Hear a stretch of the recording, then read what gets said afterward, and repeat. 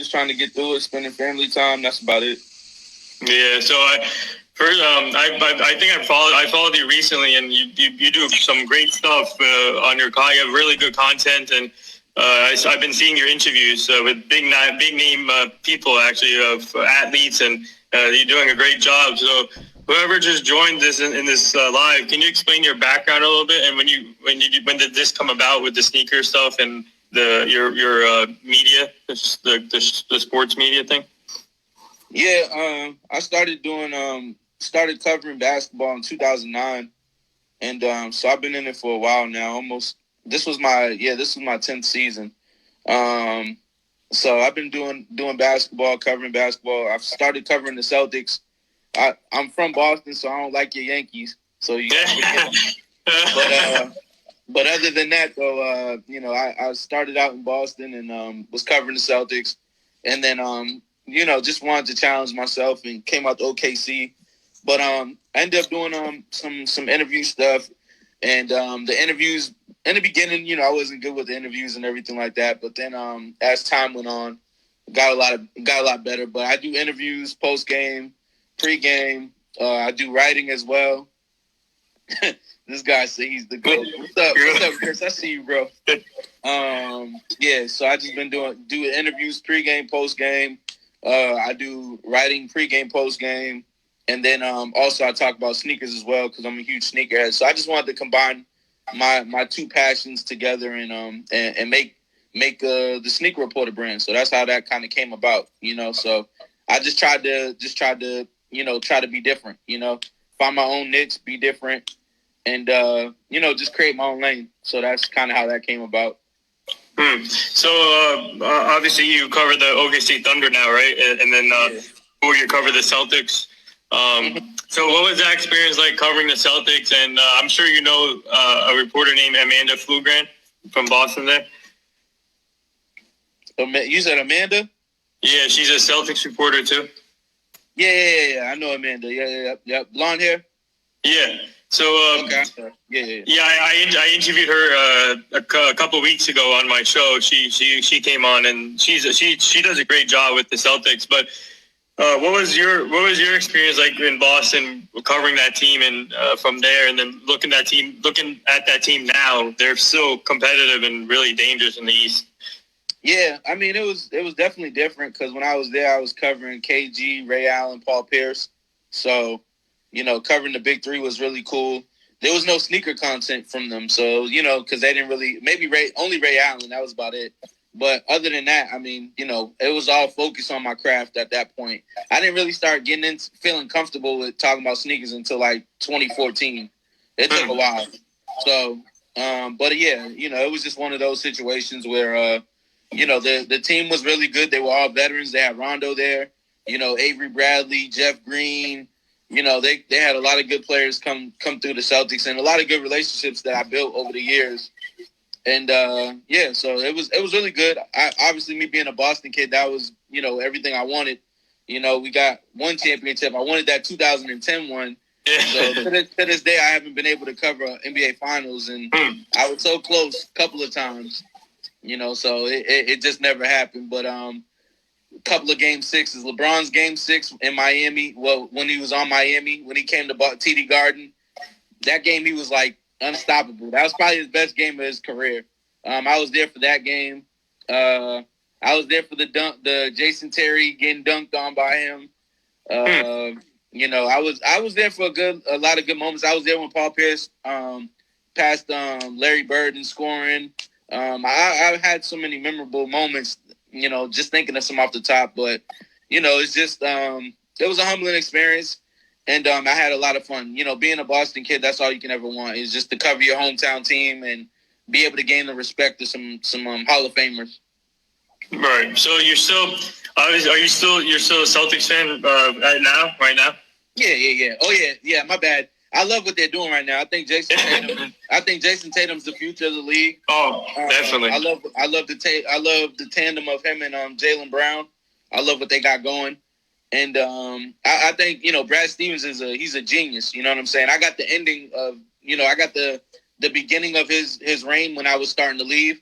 But Brad Stevens is a genius, man. I mean, some of his coaching schemes and he just knows those players. So it's definitely a humbling experience, and I think they're gonna. I honestly thought they were gonna have a chance to knock off the Bucks this year. So hopefully they still get the chance to, but we'll see what happens with that. But I love Boston to death. Even when I'm in OKC, I still wear my Celtics socks and shirts, whatever. It don't matter to me. I gotta represent home before I represent the Thunder. That's true. Yeah. So now going to the OKC, you're. So when did they call you for an opportunity, or you just went there by yourself and looked at it and then decided yourself, or they gave you the opportunity? I think it was a mixture of both. It was a mixture of both. It was a mutual agreement type of thing. And it was a humbling experience. I was fortunate that they gave me an opportunity, because, at that time they were scorching hot. You had Kevin Durant. He was coming off his MVP season. Russ was starting to come into his own. So it was honestly a cool opportunity and cool atmosphere. So I was actually fortunate to actually be, in a position to actually cover the Thunder at that time. So, it's a mutual agreement. I love the Thunder no matter what, and always gonna love them. I always love the Celtics and the Thunder no matter what. Both teams gave me an opportunity to grow, and they gave me an opportunity to be who I am as a reporter, and they let me be me. That's the main thing. They know I'm gonna wear my sneakers. They know I'm gonna have my relationships with the players. They know that I'm a hard worker. So that's the main thing. Yeah, shout out to Langston Galloway. He joined the chat. What's up, Langston? How you doing? That's my brother. Yeah, that's my brother. Yeah. So you interviewed him recently, Langston? No, we were gonna set it up, but my nephew's birthday was last night, so we had to. We're gonna reschedule it. Me and Lane got something planned up. We got. Okay. Yeah. So now, matter of fact, I got his band on right now. That's crazy. Oh wow, that's awesome. Yeah. So now going to this year's OKC team, and they're still competitive with CP3, and I didn't expect them to be competitive when they lost. When they traded Westbrook and they lost Kevin Durant, and then they were able to get Paul George at one point, and then pair him up with Westbrook, and then they both left, and then they have CP3, and they're still competitive. Yeah, I didn't expect it either, but at the end of the day, they made a believer out of a lot of people, including myself. The three-headed monster was Shea. You got Shea, Dennis Schroeder, and CP3. That really worked, and it seemed like a lot of teams really couldn't figure it out because they're three different players. So they all played really well off each other, and the crazy thing is they all have love for each other on and off the court. And it's a good thing. It's genuine. So with Chris Paul being the best leader in the NBA, he's really kind of bringing everybody under his wing and really making the best of the situation, man. And I'm happy for what they've been able to accomplish. I had them borderline 8th seed, hopefully make the playoffs. I'm not going to sit here and be like, yeah, I saw it coming, because I didn't see it coming. So, They made a believer out of myself, and definitely I love the growth that Shea and these guys have shown. So, obviously CP3, do you see OKC resigning them, or not resigning him, or do you see him leaving after this year? Because I think he's a free agent coming up, and I'm a New York Knicks fan, unfortunately, but I keep hearing rumors that the Knicks might go after him. So I'm trying to see if OKC will resign him, or do you think he'll leave? I think he's still got some more time on his contract, because I heard about a trade. Traded, yeah. Yeah, he's still got some time. It's up to CP3. I don't think he's going to want to go to a situation that's worse than OKC. With all respect to your Knicks, I feel like if we were a rebuilding stage, then the Knicks are rebuilding 10 times worse than us. So, it's just I think if he was going to leave, he would have to go to a contender where he can win a championship, and he rightfully deserves that championship. So if he doesn't get into OKC and he wants to leave, then I wouldn't be mad at that. I know Gallinari's a free agent after this year, so we got to see what we're going to do with him. Speaking of one team I can see CP3 with, Lakers. I mean, anything's possible. You know, with LeBron. LeBron, you know, he makes things happen. He makes things happen. We got to see though. Yeah. So let me. What was All right. Let me talk about your interviews. So I've been watching your interviews with Arike. Her name is Arike. I can't pronounce the last name though. I keep messing up that last name. What's her last name? Arike what? I believe it's Arike Ungolwale. Yeah. Okay. Yeah. And then George's Nang, you interviewed recently, and what's it like learning from these athletes, their different perspective on life and their different personality? Because because when I interview people, I like to bring in different people from different lives and inspiring stories. So I like to bring a lot of people from inspiring backgrounds on my show. But for your interviews, what do you learn from these athletes? Honestly, my main thing is I already know how they are statistically, you know, as far as their games. So my main focus is just to find out, you know, more personal stuff. And, you know, like me and George's, we go way back, a couple years back and stuff like that. He's from Massachusetts as well. So, like, whoever I usually get on the interviews with me are people that I really have, like, genuine conversation and stuff like that. Like, I already know them. So it's kind of like we're just having fun on the interviews. You know, but it's more so to give light on their situation or what they got going on to their family. You know, I think it was pretty cool with Enrique because, you know, I just reached out. I was like, hey, you know what? I'm just gonna go for it because you know, I respect her game and we got a lot in common. You know, and I learned a lot about her. I learned that she's really driven. She's really competitive. I learned, you know, some of her favorite sneakers. I learned, you know, that I didn't know she was mad about her NBA 2K rating. So, you know, it's just small things like that you learn going through the time. And the interviews are going to keep getting better. This week, I got another line of talented people, and I'm just trying to shed light on it while the season isn't going through right now. So it's like more so just being able to give other people the light to let them know that, you know, I appreciate what they're doing and I see the work. Yeah, as you speak, I'm currently recruiting Enrique, George's Nang, and Lang Galloway on my show. So hopefully all three of them can come on at one point. Point. Yeah, so I'm trying to get Galloway, George's Nang, and Enrique in. I send them all messages, so hopefully they look at it. But so what's your most favorite interview you have done in your career? In my career, probably be Kobe. Kobe. Yeah, it'd probably be Kobe. I interviewed Allen Iverson too for a split second. That was cool. Obviously, anytime you talk to LeBron, it's cool. But yeah, I'll probably say Kobe or Ray Allen. Probably Kobe or Ray Allen. Those are the two. Yeah, so obviously there's no games, and hopefully hopefully they come back for a season or. But what do you see them doing? Going back to the season first, and then or right to the playoffs, depending how long this thing goes. I think it'll probably just go right to the playoffs. You know, if that's my personal opinion, but we're gonna have to find out. We're gonna see. You know, only time will tell. So obviously, who do you think?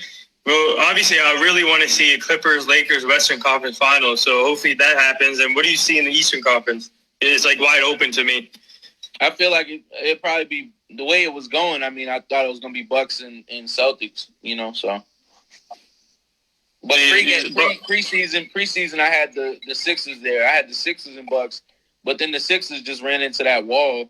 So, you know, anything's possible. We'll see what happens. So before I let you go, I got some rapid-fire questions for you and two takes. Kawhi Leonard's laugh or Kevin Hart's laugh? Kawhi Leonard. Oh God! Favorite food? Favorite food? Anything that's Caribbean. Favorite sports movie? He Got Game. Favorite thing to do outside of your work? Play pool. Favorite hip hop artists currently and old school? I would go Meek Mill, and then I would go Biggie. Yeah, for me, it's Tupac, Biggie, Meek Mill, Tory Lanez, and on and on. Kendrick Lamar. Yeah, definitely. Yeah. So how many sneakers do you collect right now? How many sneakers do I collect or do I own? Own. Okay. I haven't counted in a while because I got some here in Oklahoma and then I got some back at home in Boston. But it's probably like around like I don't know, like about close to maybe like 150 almost, maybe two.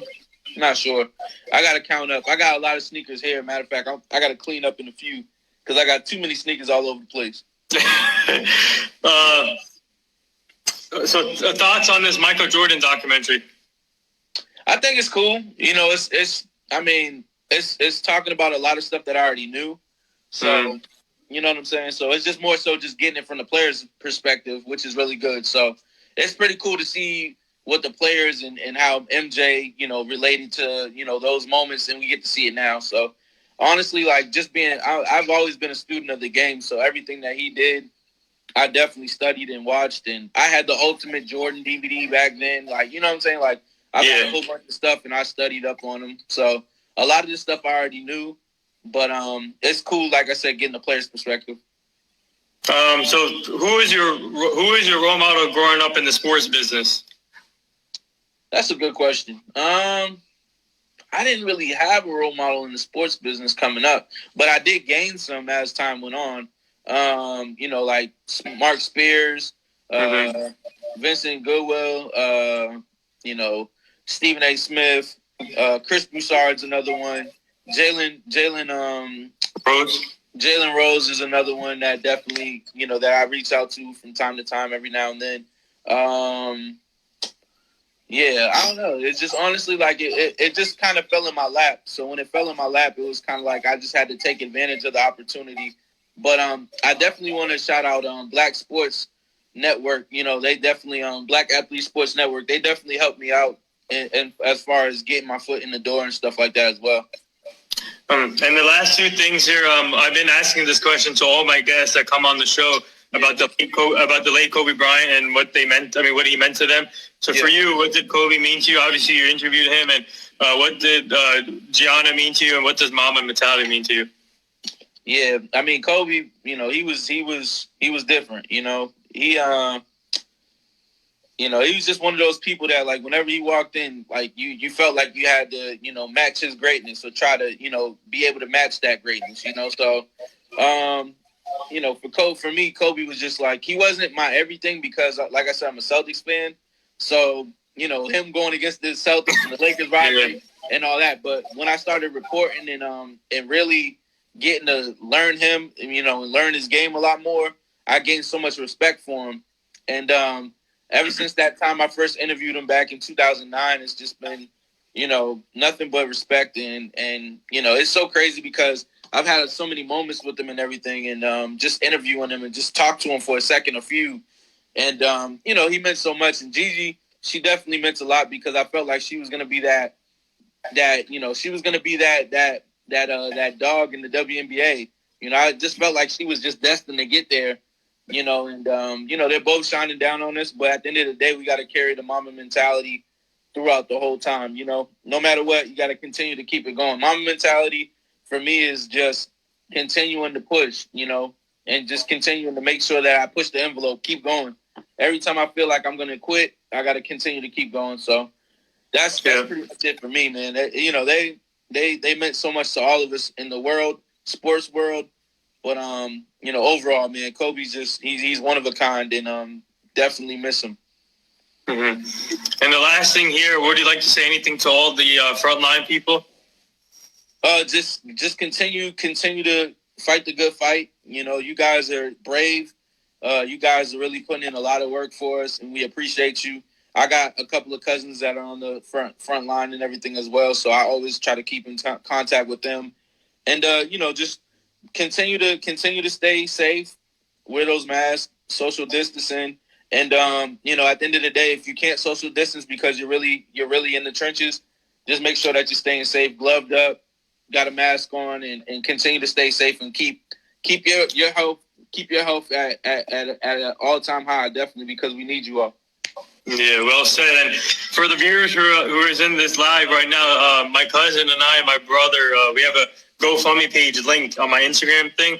It's for the frontline people, local food businesses. We raised over $2,000 already, and we handed out sandwiches and supplies to all the nurses, doctors, and to the soup kitchen. So if anyone wants to check out the link, it's in my Instagram bio. And please, we're trying to help in any way to end this quicker. But the nurses, the doctors deserve more than anything right now. So they're doing their best to keep us safe. But I just want to say thank you to you for coming on the sports podcast and continued success. And you do a great job as always. So keep up the great work, and looking forward to talking to you again.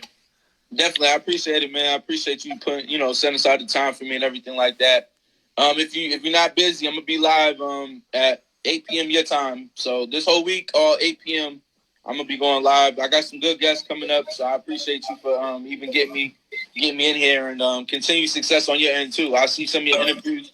Yeah. Continue working on it. Continue, it's sharp. Keep sharpening those tools. Iron sharpens iron. So you gotta keep it up. Okay, thank you, man. And I'll be posting this interview on all social media formats. So. Okay, cool. Yeah. All right, man. I appreciate you.